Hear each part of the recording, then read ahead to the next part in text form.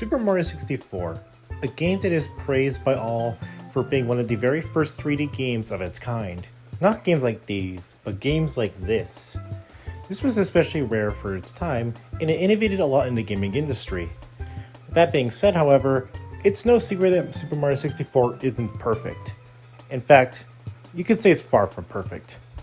Now, there are some noticeable ones that you can point out to whenever it comes to Super Mario 64 glitches, or some oddities, or even some poor level design even. Such things include the infamous, or rather more famously, the backwards long jump, or BLJ, where Mario gains an immense amount of speed just from stairs, or invincible walls, which are actually infamous for just being awful. Level design is different. For the most part, certain levels actually help indicate the 3D space, something like Bob-omb Battlefield and Whomp's Fortress, while others test your skills a little bit more, like Cool Mountain. Some levels, however, just kinda suck. Most people would often point to the two water levels, Jolly Roger Bay and Dire Docks. Understandably so, because Mario's movement feels a little more sluggish. However, at least to me, Jolly Roger Bay isn't exactly bad or anything, and Dire Docks, while not being entirely perfect, it's passable. Not good, but passable. But if you were to tell me what is my least favorite Mario 64 levels, I would honestly just say these outright without a heartbeat.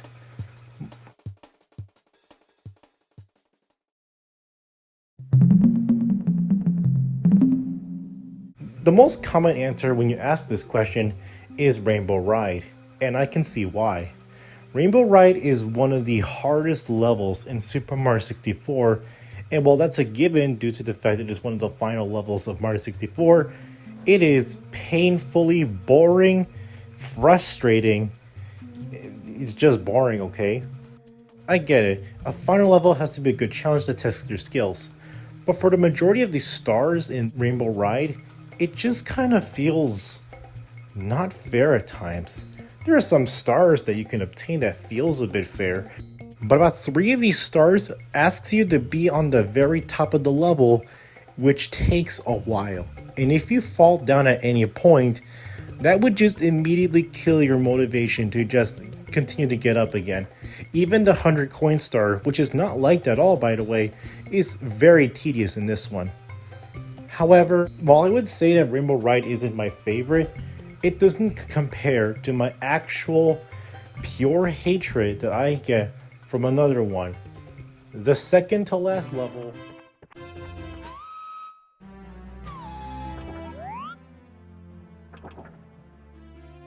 Tock Clock.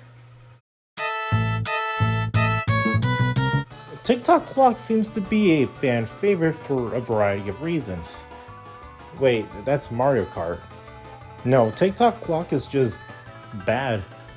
It's really bad. As a kid, I owned Super Mario 64 DS, so I was more used to just holding the run button and was weirded out when I wasn't able to do so when I eventually got Super Mario 64 on my Wii U. As with the controls, it just kind of felt like second nature, and when I got to Tock Clock, it felt like any other normal level, just on a different elevation. That elevation would actually be a problem with Super Mario 64, and is where most of my frustrations with the game came from. Now that I replayed it a bunch and mastered most of Mario 64's controls, I can probably try to go into a little bit more detail as to why I think Tock Clock it just isn't that good. I'm sure you already picked this up before, but Tock Clock is in a different elevation level. Now that's not necessarily meaning that it's bad or anything. I mean, look at Cool Mountain. It's a bit more of a different elevation, but it's still one of my favorite levels. Here, it's not exactly fun. Most of the time, the camera is hugging to the walls, and you can't really just keep yourself in just normal view, which is a view you don't normally do anyway. On top of that, you have obnoxious platforming, and while Mario has free rotation in the original, it still just doesn't seem to help at all too much, especially when you consider that Mario's jumping is set in motion. What's more, much like Rainbow Ride, if you fall down at any point, that does kill your motivation, but unlike Rainbow Ride, you can at least just kind of get back to it, and there are faster methods instead of just waiting and waiting and waiting. The kicker for this one, however, is much like Rainbow Ride, there are bottomless pits, and if you fall down there, you might as well just go to a different area. Or if you've already completed those stars in those areas, well, sucks to be you. Believe me though, this is only the beginning. Each level shares a gimmick for one another, even if it doesn't seem so at first glance. An example of this is Wet Dry World. While seemingly being a normal water level at first, you can impact the elevation of the water by touching these pyramid things. Another gimmick is Hazy Maze Cave. I'm sure the name just says it enough. Tick-Tock Clock's mechanic is actually the time itself. If you hit into the level at a certain point of time, the movement of objects will shift. It can be fast or cannot move at all. Now, as you can imagine, most players would want to have them not moving, but some stars require them to actually move. So you have to carefully time which time you want to be in so that the movement of the objects just doesn't go like this. Because what kind of maniac idiot would want to just do this? And I'm not saying it's impossible, but you're going to have a much harder time doing some of these stars if you're just going to be doing that. I will say though, in comparison to what I said about the levels design for Tick-Tock Clock, this one is just not as bad. It's a neat gimmick, I suppose, and it doesn't impact the game, or the level itself rather, badly or anything. What I will say though is the stars. Oh man, the stars. Some of the stars require you to get to the very top, but unlike Rainbow Ride, it doesn't ask you to do it for like 3 times. No, instead, some of these are just kind of boring. There's one that asks you to go through a bunch of pendulums, and if you time your movements carefully, you can just skip past it or let time just not move at all, which removes some of the challenge. In fact, if you let time not move at all of the challenge just seems to be gone. With the exception of the red coin mission, since it's literally impossible to just go through this entire gauntlet without time having to be stopped because, well, do you want to go through this?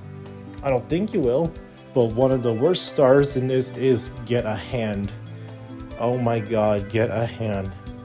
It's incredibly boring. Like, the objective is simple. So if that's the case, why am I talking about it? I'm telling you, this is why. If you don't time your jumps at the exact right time, you're gonna get hit and you are going to fall. Doesn't that sound fun? It sure as hell isn't for me. Now you can argue skill issue. But firstly, shut up, you've at least experienced this before at one point. So don't think you're better than me just because I just have a skill issue.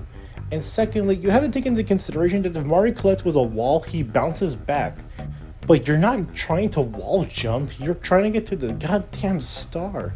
And remember, this level has a bottomless pit, so if you die, you not only have to get back to the level, but also have to get back to the exact time that you want to be in, instead of the level just going like, yep, time to go whack-a-doodle-doo. If there is at least one star that I can actually remember, it's actually the one I just mentioned, where you have to go to the very top.